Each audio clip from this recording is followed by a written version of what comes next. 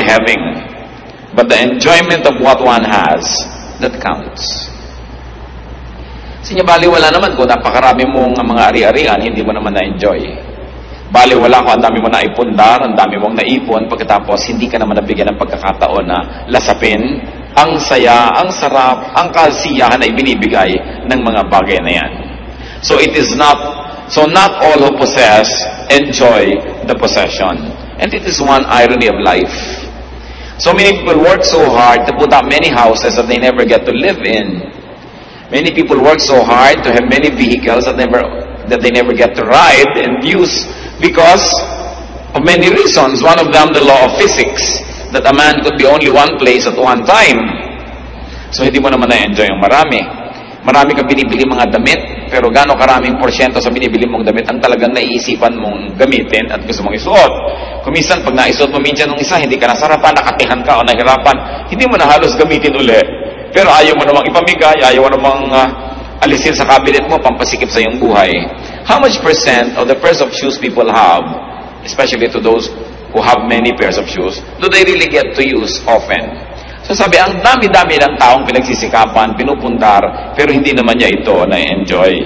And what is the lesson that Solomon is trying to teach us? Enjoy what you have. So you must survey your surroundings, inventory your possessions, and enjoy them all. Isang mahalaga na apat natin nakikita na bubuklat. Subukan nyo magbuklat ngayon ng mga cabinet, marirealize, ay may ang ganda pala akong panyo dito, ay may maganda pala akong pamaypay, may maganda pala akong ganun, pero hindi ginagamit. Kasi baka maluma, baka masira, kasi maganda. Pero naluma na ng naluma, at kung hindi man yun ang naluma, kayo ang naluma. No? Kaya mamaya, hindi nyo na rin yan nagamit. Kung minsan magbubukas ka ng mga cabinet ng mga pagkain, ang dami magagandang mga canned goods, masasarap, nag-expire na sa katagalan, ay pinag-iintay ng special visitor para buksan, at naluma na at nakuba na yung lata na baliwala. Solomon is saying, baliwala ang lahat ng iyong tinamasa, pagkatapos inipon, yung pala hindi mo naman magagamit. So every so often as possible, you must take a look and take an inventory of what you have and decide to enjoy what you have. And if you think that you cannot enjoy it in the next 3 or 6 months, give it away. No? Pati po mga damit natin, pagka hindi niya nagamit ng 6 months yan, in the last 6 months, ibig sabihin hindi niya magagamit yan, ipamigay nyo na para magamit na yan ng iba. Kasi laging hiniwalay mo na, gusto mo na ipamigay, pero nung tingnan mo ulit, teka, maganda pa to, balik na naman sa cabinet. No? Pero ang nangyayari lang, nagiging liability. Do not be obsessed with conservation. Do not be obsessed with preservation. Na baka pag ginamit natin ang sofa, masira. Baka pag ginamit natin yung magandang tea set, mabasag. Baka pag ginamit natin yung magagandang baso, mabasag yung isa, hindi na sila pares-pares. Kasi kung nabasag, kung nasira, naluma, sa paggamit, sulit yon. Pero kahit bagong-bago at ang ganda-ganda, naghihingalo ka na, namatay ka na, hindi mo nagamit, yun ang baliwala. Yun ang sayang. And many people don't want to use precious and beautiful things for fear of losing them. Alam niyo yung kasabihan, something's lost and something's gained in living every day. So kung meron kayo isang magandang bagay at ginamit nyo at saka gagamit nyo, nawala tuloy, ganun talaga buhay. Talagang may nawawala, may dumadating, may umaalis. Pero hindi nga nawawala dahil naka-estante, naka-cabinet, naka-lock. It's as good as wala. Kasi hindi natin nagamit.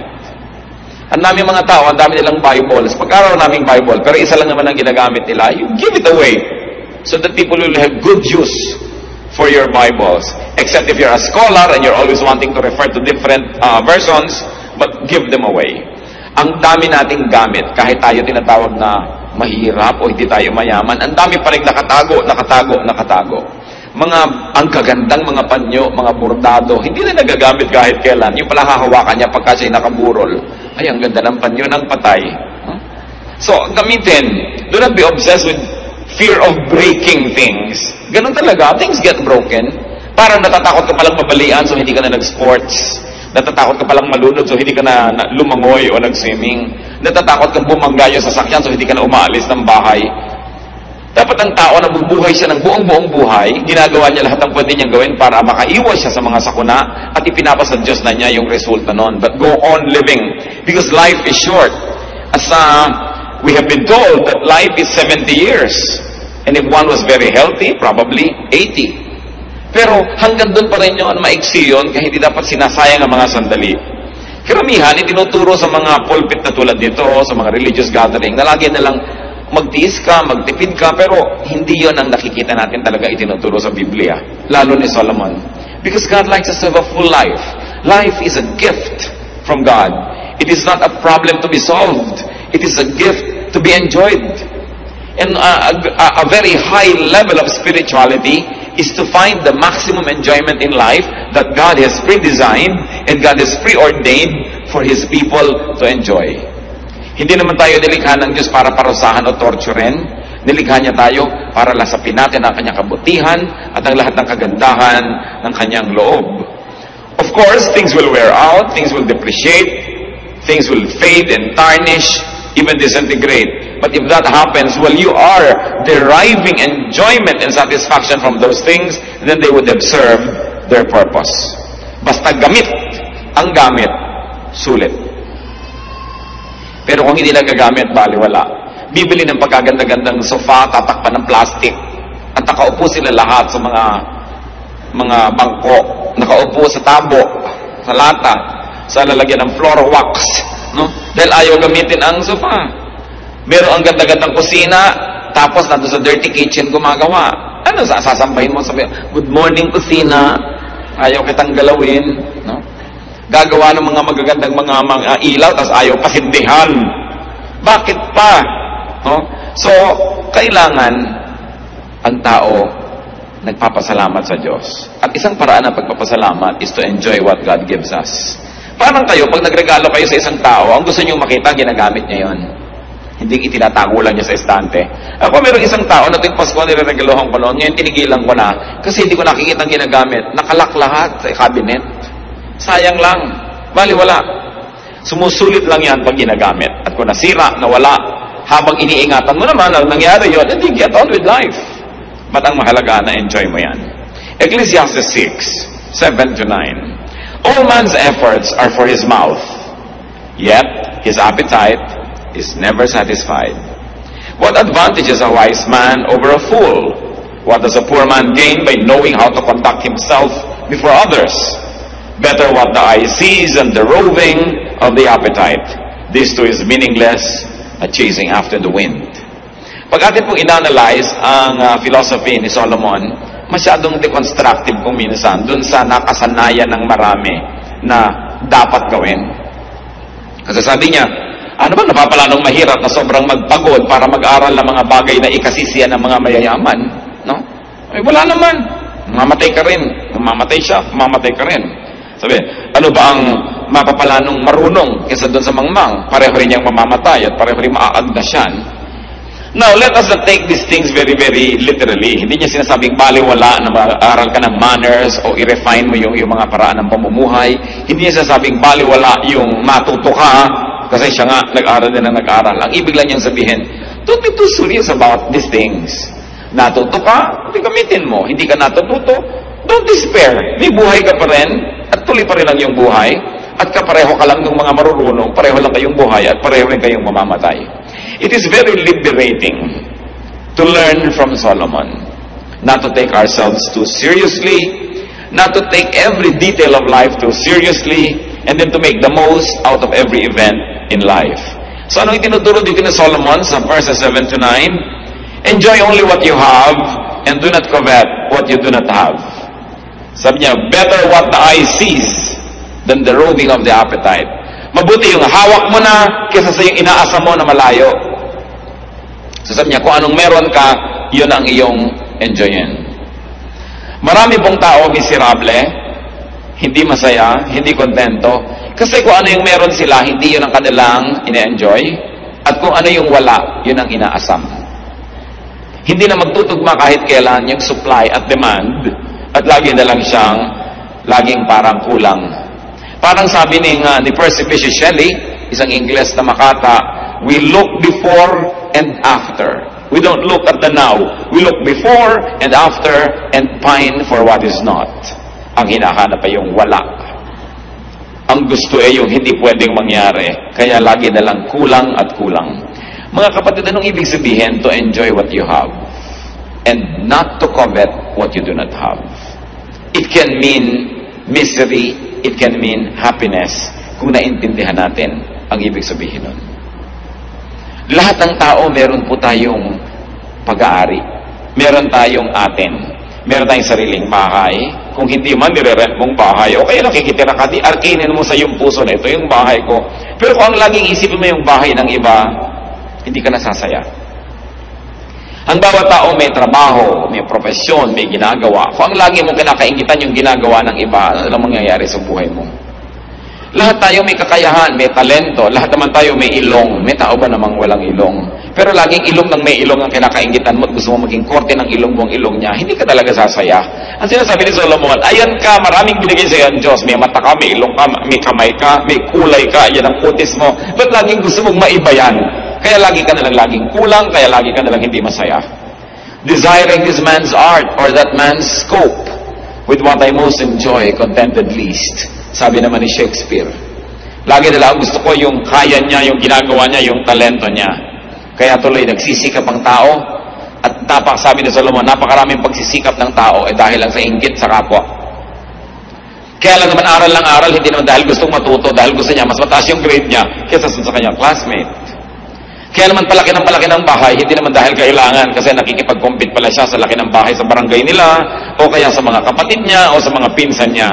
Sabi niya, so much of what man does is born out of envy. Kaya nakikipag-compete, no? Tama na sana yung kanyang waistline, pinapalit pa kasi nakikipag-contest pala siya sa isang mas maliit naman yung baywang. Hindi ka natitigil dahil sabi nga sa Desiderata, there will always be the greater and the lesser person than yourself. So what is important is for you to be at peace with yourself. Ito yung height ko, ito yung weight ko. What I'll do is I'll do my best so that I'll be healthy, pero kung talagang doon na lang, ito ako. Ito yung kulay ko, ito yung buhok ko. Kaya napakaraming tao nakakalbo, sa dami na nang inilagay ng mga asupre sa ulo para mag-straight ang hair. No? Kung kulot ka ba, di kulot, marami ka pang mahuhuling insekto. Bakit lagi kailangan iba?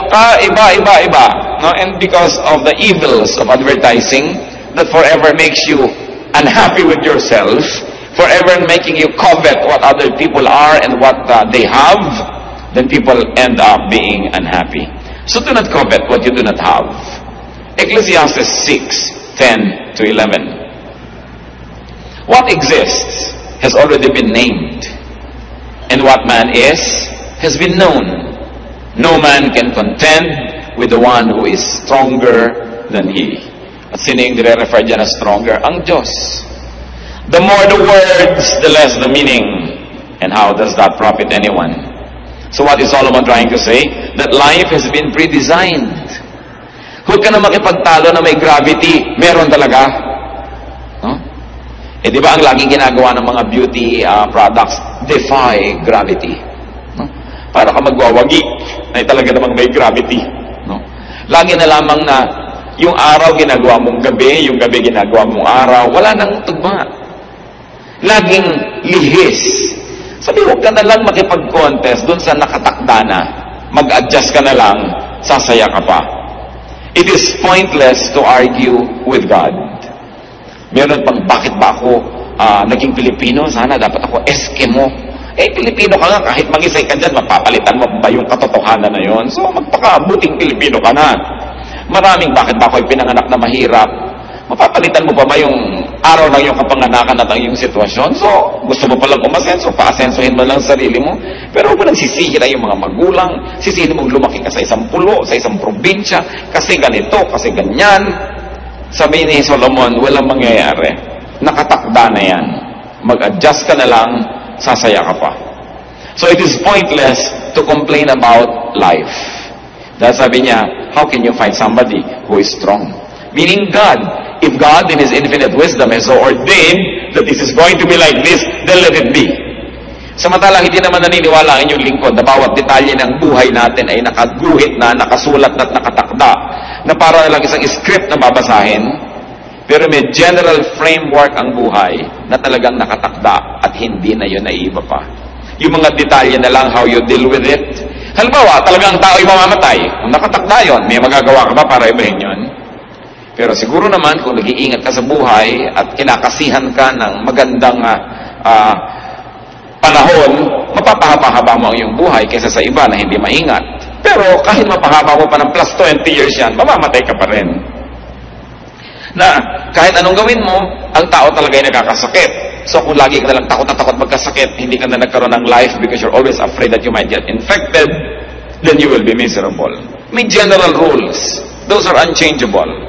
But the details you may influence with your character, with your prayer, and with the way you live your life.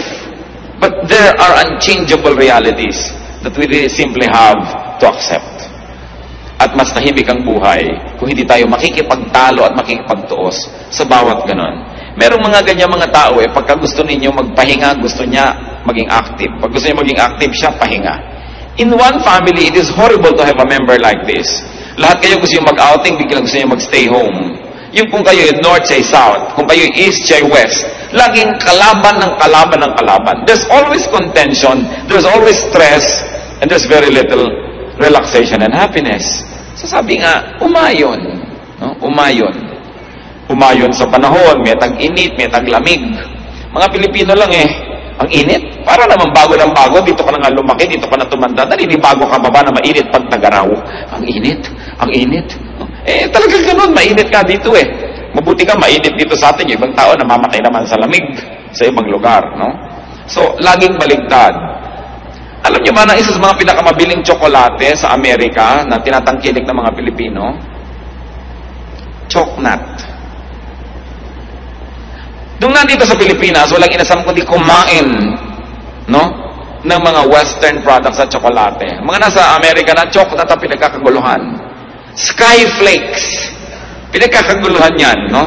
Sa mga tindahan ng mga Philippine food sa Amerika. Kung ba't nung nandun ang inaasa mo yung pagkain dito, nung nandito ang inaasa mo yung pagkain doon, kaya hindi na kahit kailan mag-swak. Pagka nandito at nagbabakasyon, ay sa Amerika, ganito, mabuti pa sa Amerika, mabuti pa sa Amerika. Pero pag nandun naman sa Amerika, ay, alam mo sa Pilipinas, ganito, ganon. Kahit sana lang dyan lumagay, hindi siya masaya. Dapat pag binuksan mo ang iyong maleta, isang araw ka lang nandun, treat it as your home and make it your home. Adjust. People who adjust become happier. And Solomon says that the more argumentation, the more philosophizing, the less sense. So the silence of the wise is more enriching than the speech of fools. Binanggit niya yan. The foolish are always talking. They're always complaining. Silence is a speech. Kaya even the silence of God can be the answer to our prayers. It's already the answer. Silence. Pagka tayo may mga tinatanong, hindi sumasagot. Huy, sumagot ka, sumagot ka. Silence is the answer. No? Nagte-text ka sa tao, hindi ka sinasagot. Ba't di ka sumasagot? Ba't di ka sumasagot? Gusto mo sabihin, yung hindi ko pag-text sa'yo, yun ang sagot ko, ayoko makipag-text sa'yo. Yun ang sagot. Hindi mo ba kayang maintindihan yung silence? When yet Solomon is saying, people are always talking, and fools are always displaying their ignorance by talking a lot. And especially when you talk against life. When you talk against who you are. Tayo mga Pilipino, mahilig pababain ang sarili natin. Laging talking against Filipino-ness, against our culture, against our country. So anong nangyayari? May nasasolve ba tayo? Wala din. Dahil may kapangyarihan po yung spoken word. It is very mysterious, but usually what you always say, begin to happen. Kaya kung ano yung gusto natin mangyari, yan ang sabihin mo. Kung gusto mong yung anak mo ay sumipag, laging, ang sipag ng batang ito. Masipag yan. Ang sipag niya, hindi lagi sabihin, batang yan tamad, batang yan tamad. Lalong nagkakatamad-tamad, no? Pagka sinabi mo, mahirap na sundo yung biyanan ko, ang hirap talaga, ako mahirap maugali niyan, lalong lumalala. Isang hiwaga yan na dapat nating sigurong arukin at pag-aralan, the power of the spoken word. Sa bagay, hindi naman katakataka. Kasi ang Diyos nga, sinabi niya, let there be light. Nagkakalight. No?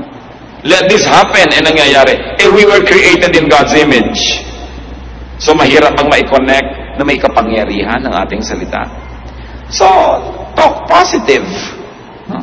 Instead negative.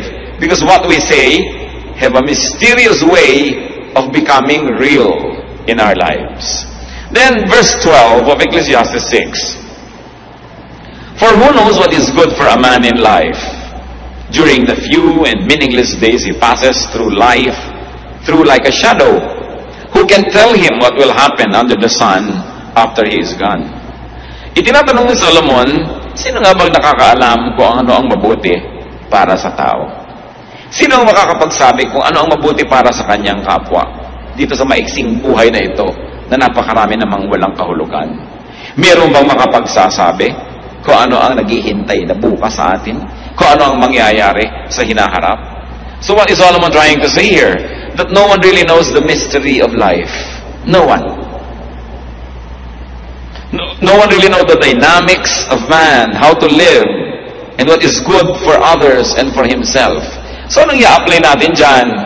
Talagang kani-kanyang aral, kani-kanyang trial and error ang buhay. Pati pagpapalaki ng mga anak, wala yang formula. Alam nyo yan, kayong mga nakapagpalaki na. May pinalaki kayong anak sa higpit. Hindi nag-work. Meron naman kayong pinalaki sa luwag. Hindi rin nag-work. May pinalaki ka sa layaw, may pinalaki ka sa tipid. Wala kang makitang rule how to raise children. Why? Kasi kahit pare-pareho ang policy mo sa iba't iba mong anak, iba-iba ugali niyan.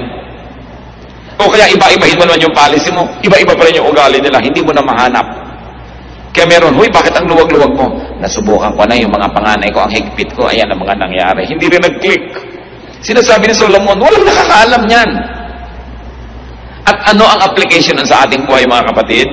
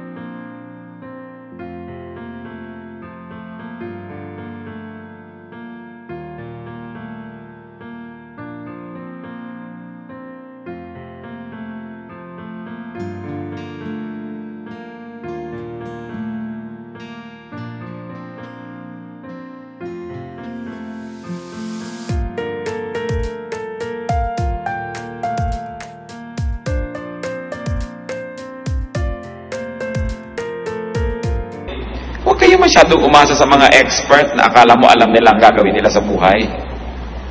At huwag din tayong laging tinuturuan natin ng kapwa kung anong gagawin. Malay mo talaga kung anong dapat gawin. Alam mo ba talaga? So binibigyan natin ang sarili natin at ang ating kapwa ng kalayaan na pag-aralan ng buhay at gumawa ng mga experiment din sa buhay. Don't play it too safe.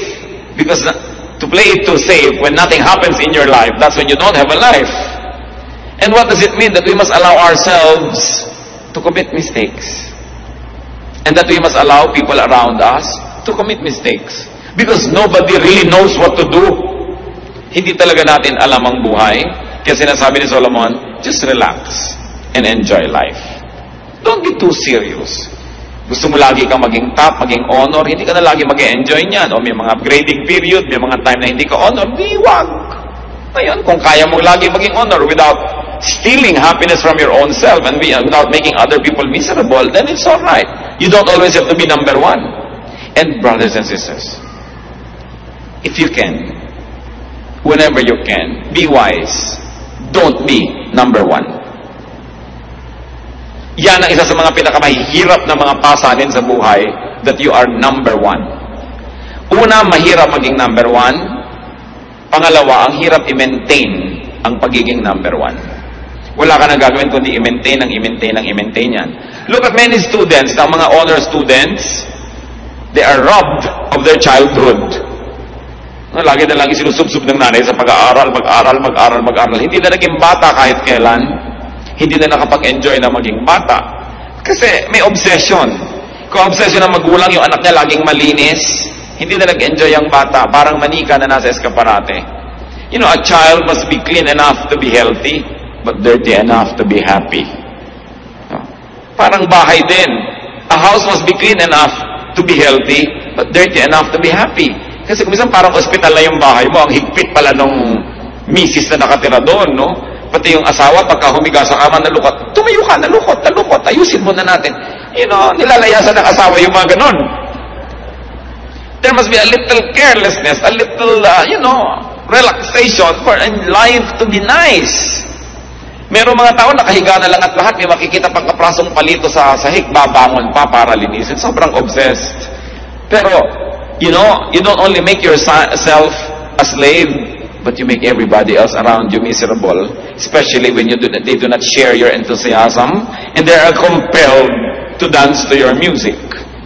Kaya dapat din natin ginagawang goal yung madali tayong makasama, yung masarap tayong kasama.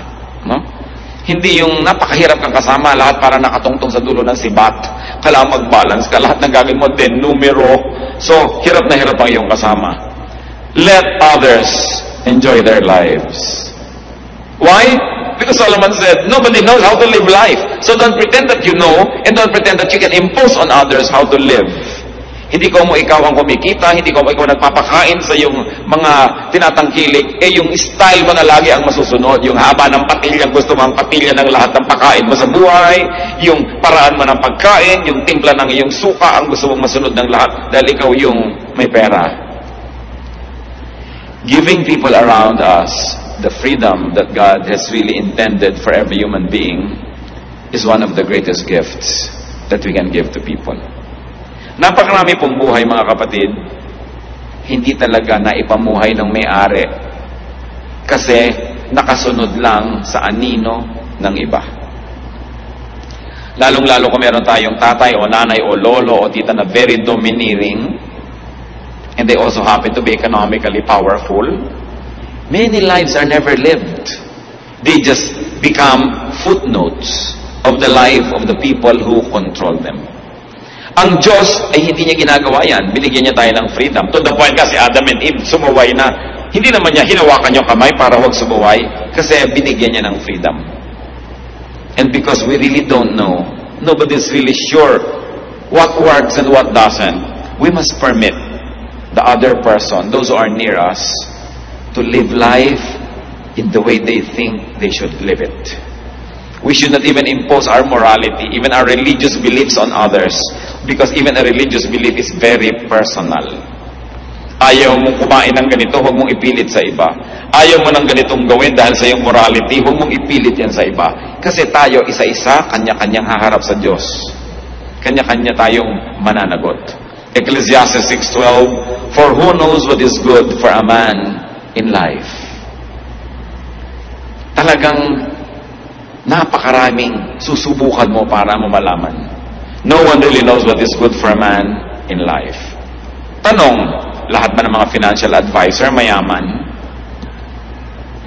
Diba ang dami ngayon, may bagong profession ngayon sa bangko, yung wealth manager. Ang itatanong mo na, teka mo na, wealthy ka ba? Hindi po, empleyado po ako dito. Anong malay mo na mag-manage ng wealth ko? Wala ka naman palang wealth, no? At hindi mo naman pala nagawang wealthy ang iyong sarili. Mga counselor, kaya kung counselor, itong tama. Teka, tahimik ba ang buhay mo? Payapa ba kayo mag-asawa? No? Tahimik ba ang iyong pamilya? Tapos counsel ka ng counsel dyan. So, do all counselors enjoy a peaceful life? Are all doctors healthy? Are all caregivers strong? Are all preachers godly? Can fortune tellers tell their own fortunes? Bakit marami manghuhula na mamatay, hindi nila nahulaan na mamamatay sila? No? Can all fortune tellers foretell their own future? Are parents and elders always right? You know that the answer to all this is no. So who are we to impose on others? Ang Diyos ang lumikha sa bawat isa sa atin. Meron tayong mga hiram na mga roles. May authority ka over your children, over, or your students, kung teacher ka, pero hiram na role lang yon kasi ang tunay lang na authority, Diyos. At ang Diyos, God sets people free. God allows people to know even through elimination and through committing an error. So they say, it was wrong, then I know I'm better now. We must never live the lives of others for them. At yan ang problema ng mga taong sobrang dominante. Control natin ang lahat. Let go. Because they don't enjoy and neither do you. Since no one really knows and understands life, we should be cautious in giving advice, in imposing our beliefs on others. Ecclesiastes 6:8, what advantage has a wise man over a fool? What does a poor man gain by knowing how to conduct himself before others? The obvious answer is, wala. Wala naman. So kaya, ang tanong, ano ngayon ang mahalaga sa buhay? No matter what their situation in life, all people die. So the business of living is just live to the max. Live life to the fullest within what your today allows you. As we have always said, today is cold cash. Tomorrow is only a promissory note.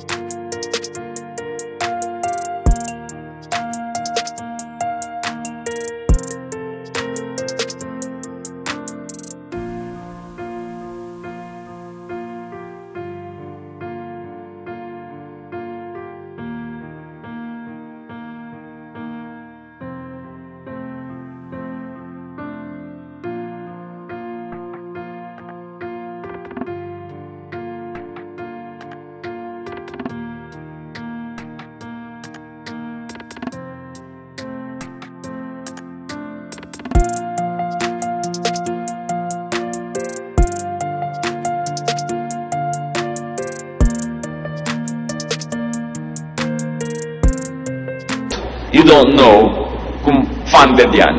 You don't know if it will be good. So don't fail to enjoy today. Live your life and let others live theirs. Die when you have to die, but live while you're alive.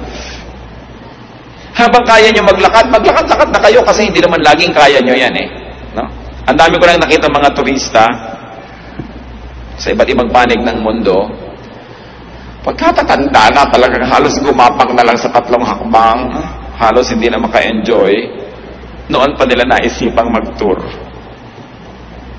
Because one of the ironies of life is, retirement money nila yon, hindi naman ibibigay sa kanila habang malakas pa sila.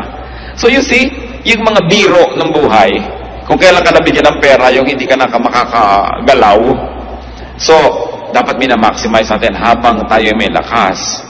Habang tayo may kamataan na lalalabi sa ating katawan, i-maximize nyo na yung pwedeng gawin. Because you are not sure if your strength will stretch together with your years. Kaya sayang yung, hindi ko pa ito nagawa noon, hindi ko pa nagawa. That's why we counsel young people not to marry very early. Kasi pag nag-asawa ka, lalo nagkaanak ka na, ang dami mo nang hindi magawa eh. No? Na dapat sana, to sa edad mo na yun, nagagawa mo pa. Kaya nasisira ko, napakaaga ko minsan ang nagiging mga pag-aasawa, lalo't wala namang maraming pera. Live while you are alive. Kung atin pong kukuhanin yung central teaching ng Ecclesiastes, yun eh. God gave you life, live it to the fullest. Don't let others live it for you, and don't live their lives for them. So what do you have that you do not enjoy? Dapat siguro balikan natin yun. Ecclesiastes 6:9, better what the eye sees than the roving of the appetite. Mas mabuti pa yung nasa sayo kahit konti kesa yung malaki pero hindi naman sayo at inaasam mo lang. Ang ibig sabihin itong si Solomon. Mag-review tayo mga kapatid. Anong meron kayo na hindi nyo na-enjoy? Maaaring mga material possessions, maaaring talent or skill, maaaring friendship and social skill, kasi hindi pwedeng walang-wala ka. Laging meron ka. May kaibigan ka, may kakilala ka, may kakayahan ka, may talent, meron kang damit, meron ka sigurong bahay, kung ano man yon. Pero isang pagtataksil sa kabutihan ng Diyos na yung meron tayo, hindi natin ma-enjoy. Pagkatapos, aasam-asam ka doon sa nasa iba at wala ka. Baligtad. At ito pong Ecclesiastes 6:9 na ito, napakalinaw sa contemporary English version. Sabi, it is better to enjoy what we have than to always want something else. Because that makes no sense. It makes no more sense than chasing the wind. Aming Diyos, kami po ay nagpapasalamat dahil marami kayong binibigay sa amin.